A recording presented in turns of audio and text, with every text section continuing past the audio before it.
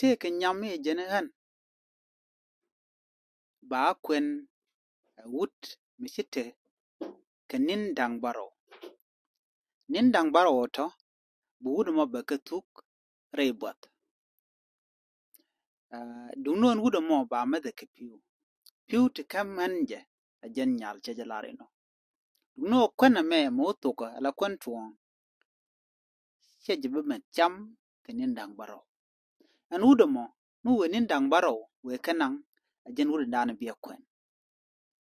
Ang gwasa mo cha tuk cha jaga jarong ne dial cha jaling wich ke liu amen ne kokien tenan gwasken. Ano. Shu wundi ala onan wo de kana onan nyam shit kana mo ko jen nyam balang tok man chwale balang e balang.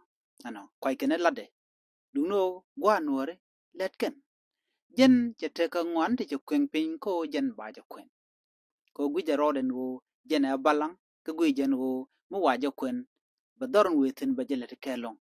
An gwasa mo chwa rach chwa jaga ja shup rei dor dial rei nuore.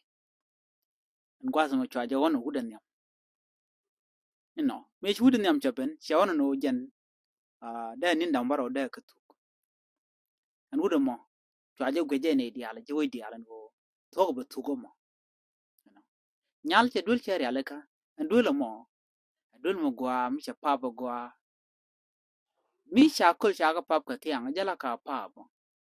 Mi cha ben ke kul go ba ajen ba ka papa ke jen bi jogo go touch. Jin wud ba mi jira mo chi no no bi ladon bi lat bi jogo no gwaden guru jen wo wi shoni ke wi jawich jen poinde cheri alaka eno ba janang jen no ka gan man ba ka tin tiaka mi mo gur we choni mendi ba gan man jago bi kana ko gan man ba kane tengen ma dan len nyaman dien chi kan guru no ba nyaman dien ba je shit ki ba janan ka do mo choro an gwas mo chuje leri no chune dial jegge jen wudo mo me chi wutte nin dang ro she wutte je dakka bot ano cho nyama jogo no shana bullo cho nyama shud mo jogo jene wo dor gur ano cho ajen wudo nyam